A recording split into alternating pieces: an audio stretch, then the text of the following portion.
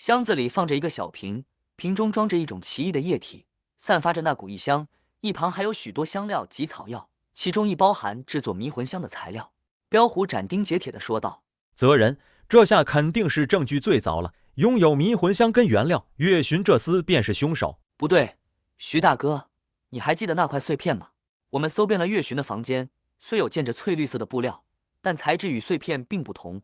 况且月寻带的翠绿色布料是要商谈用，他本人并不穿此种颜色的衣服，因此不能确定是他。我想真凶另有其人。彪虎佩服道：“原来如此，还是你脑子动得快。那我们再去看看其他人的房间。我们接着去芙蓉的房间吧，不出意外，他就是那名窃贼。”两人走进芙蓉的房间，格局与月寻的房间差不多，也是胡府的客房。除了地上摆放的箱子与一旁的行囊，与月寻的房间相比，并没有什么不同。在简单查看过房间各处后，两人开始查看芙蓉的几个箱子。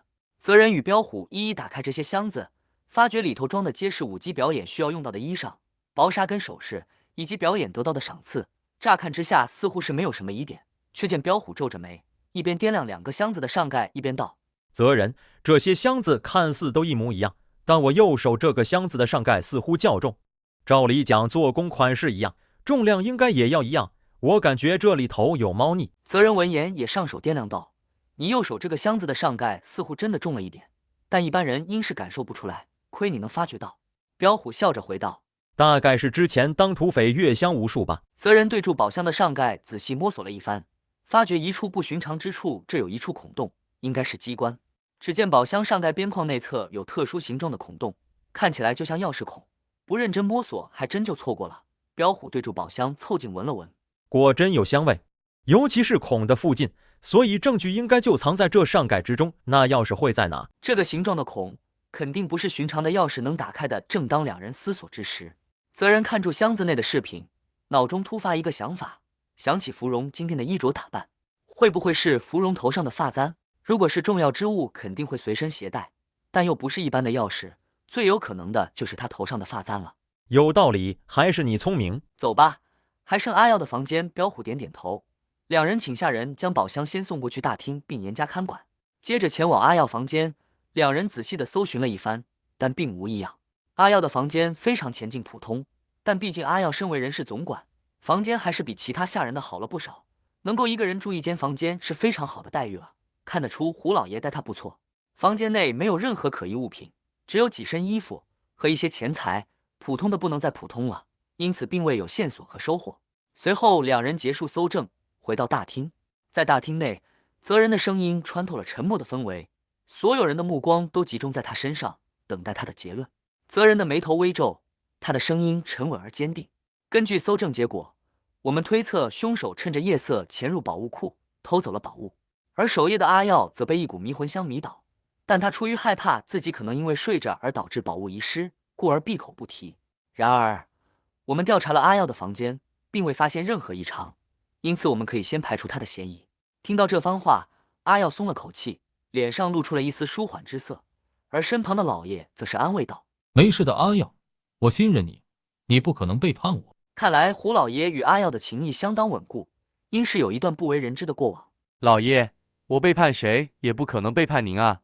我怕是我糊涂会丢了工作，才没有说我睡过去的事情。阿耀本一副懊悔的神色，但得知自己排除了嫌疑，他很快的又恢复精神。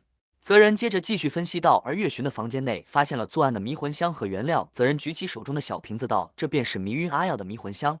月寻，你用此迷魂香迷晕了阿耀，而后进入宝物库行窃，是也不是？”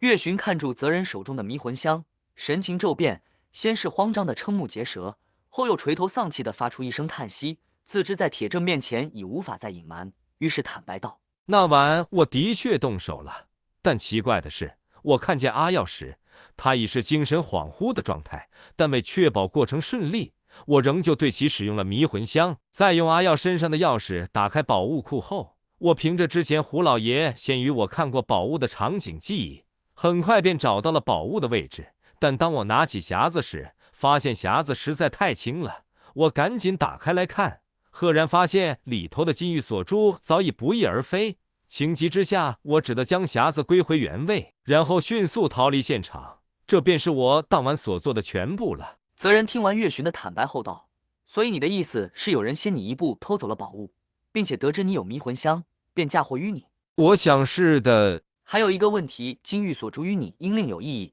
是什么理由让你宁愿行窃也要得到此物？他颤抖着开口道：“我承认，宝物确实是我母亲的传家之宝，我心中十分渴望能够将其买回，但是价格远远超出了我的能力范围，于是我起了偷窃的念头。但当我到了宝物库时，却发现宝物已经不见了。我真的不是凶手，我只是想要寻回家族的宝物而已。”芙蓉此时开口了：“作案手法有了，关键证物也有了，宝物也不见了，不是你还能是谁呢？”岳寻听到舞姬的指责，神情变得更加犹豫和焦虑。真的不是我，宝物并不在我房间，也不在我身上。范大人，你一定要还我清白。岳寻面色苍白无奈地摇了摇头，他感到自己陷入了绝境，无论如何解释都无法改变众人对他的怀疑。他无法否认自己的罪行，但也没有勇气承担后果。芙蓉冷笑道：“你以为大家会相信这样的谎言吗？你是唯一有动机和机会偷窃的人，而且你使用了迷魂香迷晕阿耀，这不就是证明了你的罪行吗？”且慢，稍安勿躁。芙蓉，你可认得此物？泽人拿出在宝物库搜到的翠绿色布料碎片。芙蓉面色一沉，但依然故作镇定。不认得，这是何物？泽人发觉芙蓉一直以来事不关己的态度不同了，他似乎有些紧张。诸位，如果我没记错，芙蓉当晚表演穿的是何颜色？胡老爷恍然大悟，好像正是翠绿色的舞衣。芙蓉回应道：“是翠绿色也不一定就是我的，岳寻也有翠绿色的衣服，何况胡老爷也时常穿绿色的衣服，又怎能断定是我的？”泽人浅笑：“来人，上布料。”下人将在岳寻房间中搜到的翠绿色布料呈了上来，也将芙蓉其他的并非翠绿色的舞衣拿上来。胡老爷，您可以摸摸看，这布料摸起来的感觉，在摸岳寻的布料。两种布料颜色相近，但手感的确不同。我这布料是上好的棉布。没错，但这块碎片是蚕丝制成，蚕丝是新国特产，而芙蓉就是新国人。新国是大齐之藩属国，本来是敌对关系，后因新国战败，自愿成为藩属国，两国也开始渐渐有往来贸易。新国人长相与齐国人不同，普遍都是红眼睛且肤色白皙，所以还是很好辨认。芙蓉的脸上浮现出一丝冷笑，她淡淡的回答道：“就算是我的衣服，又怎能证明金玉所珠是我偷的呢？”泽人望向彪虎，彪虎立刻心领神会，拿来了芙蓉的宝箱。芙蓉依旧保持着淡然的神情，她笑容妩媚地说道：“这是我用来装行囊的宝箱，有何不妥？”这箱子上残留住迷魂香的味道，不信也可以来闻闻。彪虎神情严肃坚决，一旁的阿耀立刻凑近闻：“没错，就是这个味道。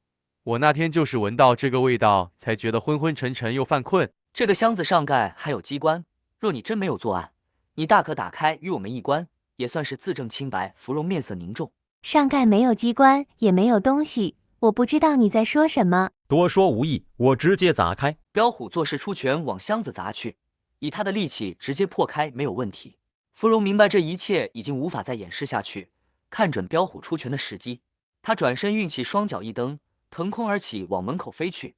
他的姿态轻盈，如蜻蜓点水般轻踩一下，却飞得老远，看得出轻功相当了得。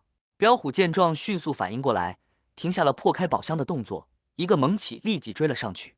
芙蓉刚逃到庭院中，正要使出轻功逃跑，背后追上来的彪虎直接拦住了他的去路。眼见失去了逃跑的最好时机，芙蓉突然爆发出惊人的身手，他一个翻身躲开了彪虎的攻击。没想到竟有此等高手，你使的是什么轻功，竟能追上我的霓裳轻羽？霓裳轻羽是江湖中有名的轻功，使用此功者皆能身轻如羽，以速度闻名，可说是来无影去无踪。我没使用什么轻功，我只是常与野猪赛跑。你竟拿我和畜生比，不说便罢，还要这样羞辱我，你真该死！芙蓉气得咬牙切齿，想把彪虎生吞活剥。在大厅内的人也追了出来，众人看住两人对峙，无一不目瞪口呆，赞叹两人的轻功了得，却也只能在一旁默默看住。如果喜欢今天的故事，再麻烦订阅、按赞、留言、分享，并记得开启小铃铛。这里是图说故事录，我们下次见。